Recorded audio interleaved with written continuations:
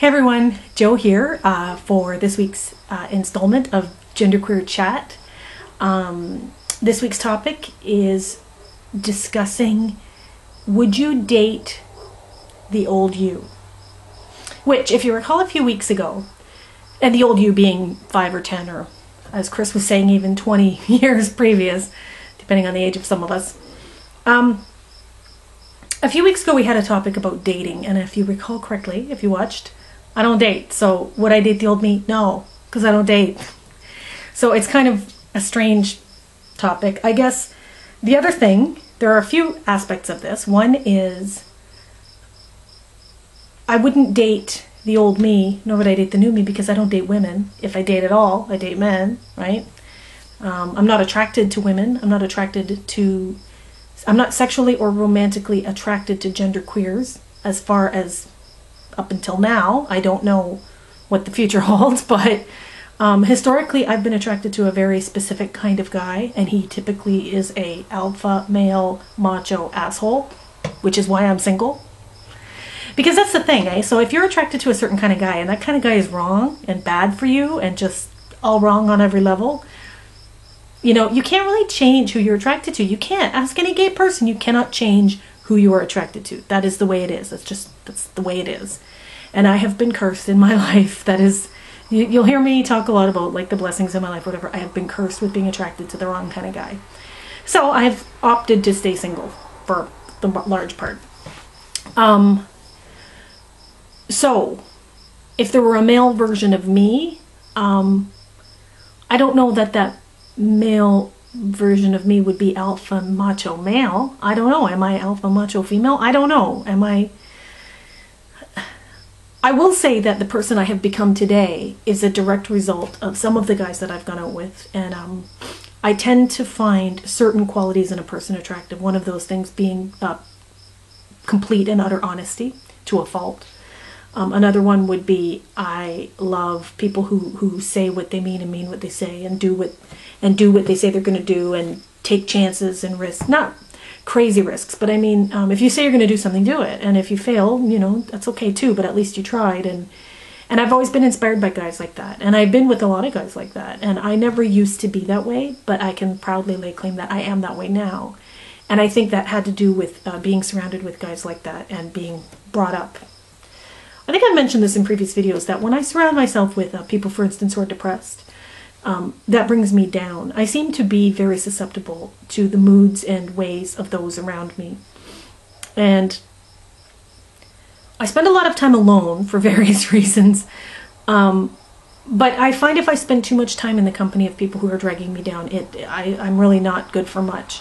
So historically, the people that I hang around with who have attributes that I like and want to emulate, and they bring me up. They make me the person I want to be. They're not qualities that necessarily everybody wants. Not everybody wants to be aggressive and loudmouthed and in your face. But I've always liked that quality in people, and I've always aspired to be more like those people. And I think that's how I came to be the person I am today. Because maybe not 5 years ago, but for sure 10 or 15 years ago, for sure, and for sure 20 years ago, I was much wussier than I am today, and much less. I didn't know what I wanted. I was a follower. I was not a leader. I was very easily led, and I still am to a certain extent. I actually had a little incident in 2007, maybe. I went to New Orleans to do some Katrina cleanup, and I don't know. I liked the leader of the volunteer coordinator, and I think he liked me, and we were kind of we were exchanging emails and stuff. We'd met previously. And when I got there, something horrible happened. He talked me into doing something illegal. Long, stupid story. I'll share it another time. But we got caught by the police. And I was sobbing and crying. And I got to see racism up close and personal. I was let go because I was white. Let me just put it that way. But in the end, I looked back on that situation and I think, why did I even do that? Why did I even do that? Because that was illegal behavior and I knew it. Why? Because some guy led me down the garden path. That's why. Because I'm very easily led. And that was only in 2007. So I can still see that quality in myself a little bit. I think I've solved it insofar as I typically stay away from people who can lead me astray. I'm very self-sufficient when I'm by myself, and when I know what I want, I know how to get what I want in life without anybody influencing me, you know, and as soon as I let influences come in, that's where the problems come in usually. Historically, I've been with people who had addictions and had, I want to say mental problems. I mean, they suffered from different, whatever, depression or anger management problems, repression. So I don't know why I was attracted to guys like that, and I still don't know. This is the story, the big question mark of my life. Why am I attracted to the kinds of people I'm attracted to? All I know is that the person I used to be is not someone that I would have wanted to even be friends with. Never mind date. I'll even take dating out of the equation. Just say person that I would want to be friends with. But the person I am today, I would like to be friends with that person. I like myself a lot now. I like what I've become. Dating is weird. It's just, it throws a romantic wrench into things that I don't quite comprehend. Again, and I, you know, somebody else on the channel, one of the previous posters this week was talking about the physical, something about the way I look. I think it was Chris was saying something like, I'm not bad looking. I don't think I'm a bad looking person. I don't think that's not what attracts me to people anyway. I would never be attracted to someone because of the way they look, ever. I never have and I never will. And I could actually probably show you, you know, 10 pictures of 10 different ex-boyfriends and you'd think, what the hell? Like, some were fat, some were skinny, some were bald, some were old, some were, I mean, just the gamut. There is no one look that I'm attracted to. It's the soul, right? I'm attracted to a soul. And in a way, I think a nature. I'm attracted to a certain nature. I do like kind people too. So even this alpha macho business, a lot of that's a facade anyway. But deep down, when someone is kind and nice, I should probably take that back, because the most recent crush of mine is deep down a very, very, very mean person. And I don't know why I'm attracted to a mean person. Again, spend the rest of this video trying to figure that one out, but whatever. I've kind of let it go. I'm at a happy place in my life where I just accept that it is what it is. I don't know why it is, and we'll just move forward from here and try and make the best of the remainder of my life, right? I wanted to add here, it's not, it's got nothing to do with the topic, but it was a very, very poignant week in Canada. I'm going to splice some pictures in probably at the end.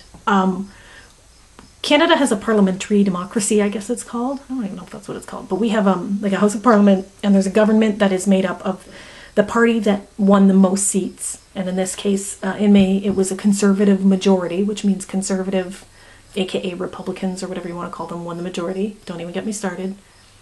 I hate them all. They're all a bunch of tools. Our Prime Minister is a tool by the name of Stephen Harper. The official opposition is a party that won the second highest number of seats. And over the years, it's been various parties. Canada's not a two-party system. We don't have just, you know, left and right on the political spectrum. It's a very wide spectrum. But there was a party called the Liberal Party, and you know, if you go back to the 1800s all the way up to maybe 1960, it was Liberal Democrat or Liberal Conservative. And then more recently, this third party called the NDP came in, and it was always the third party. But in May, they won official opposition status. They got 103 seats out of 300 and something. And it was led by a guy named Jack Layton. And Jack Layton was a social Democrat. He was very socially progressive. He went to gay pride every single year. He fought for violence against women. He fought for trans rights, homeless rights. I can't even begin to tell you what this guy's done for social democracy. I mean, just an amazing guy. And I don't even vote NDP, but I've always really liked him. And anyway, he died on Monday. He died a week ago Monday. And it was a tragedy for Canada. I can't even, I don't know if you caught any of the Canadian news, but it was really something to behold. There was an outpouring of love. People went to Toronto and wrote in chalk. My sister and I went down and wrote in chalk on the wall. Somebody wrote, I'm going to place the picture in right now.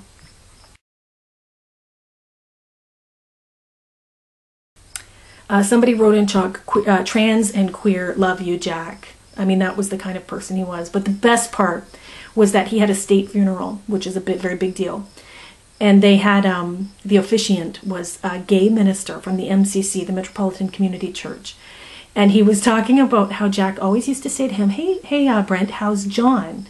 And the officiant's name is Brent Hawks. And he stopped and he said, by the way, John is my husband. And though you could tend to see the whole crowd kind of went quiet because yes, Stephen Harper and all those freaking conservative cronies were all in the crowd. It was a big state funeral being officiated by an out gay married man. And at one point during the ceremony, he also mentioned the word trans. He was talking about all the things Jack fought for, and he said something along the line of, that's what that is, that's CBC website, because it was on video, but they seem to have cut it. It was only around for a week. But there was a video where he said, he fought for something rights, queer rights, trans rights. And you just don't hear that very often in politics. And that's who Jack Layton was. And it's a real tragedy that he's gone, because there is no one really to fill his footsteps. And this is a guy who rode a bike to City Hall when he was a municipal councillor.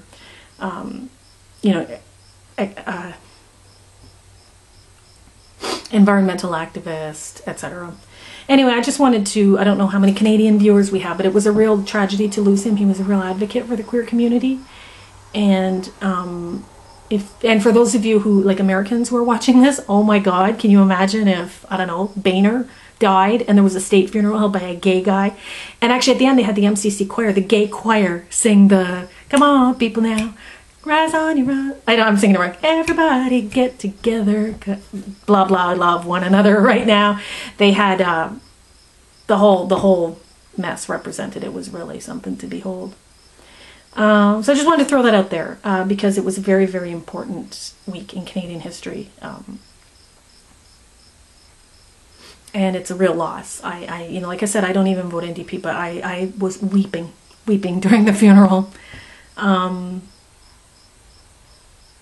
I'll splice some pictures in now here at the end of some of my sister and I went to Nathan Phillips Square in Toronto where they had the memorial. It was just people started writing in chalk on the sidewalk and then laying out orange.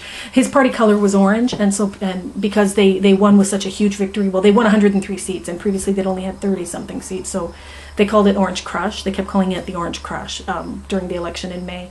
So people put bottles and cans of Orange Crush, and then gay pride flags everywhere. It was crazy. So anyway, hope you guys have a good week. See you next week.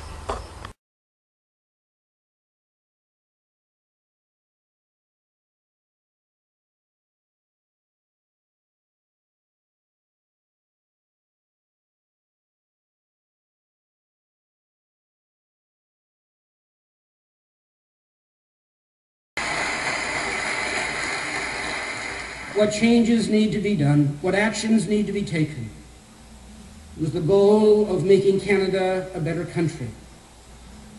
That was important. Goals to inspire us and hold us together. Whether the goals were big goals, like ending homelessness, or the rights of transgender people, or whether HIV/AIDS medication for poor countries, or this grand experiment called Canada. Early in July, Jack and Olivia invited me to their home to talk. The conversation began the way it almost always began with Jack. Brent, how's John doing? John is my husband.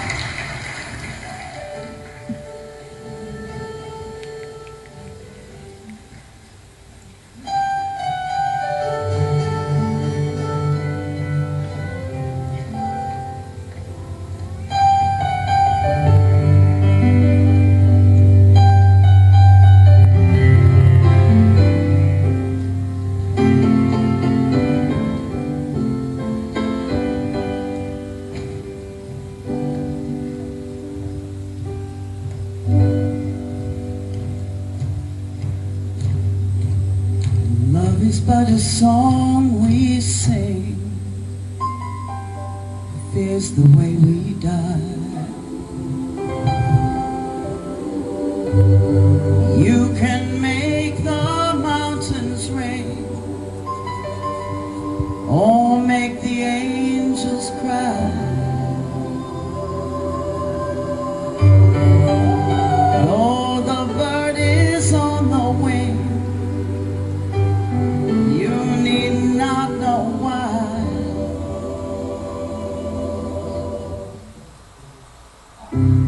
come on, people now, smile on each other, everybody get together. Come on, love one another right now.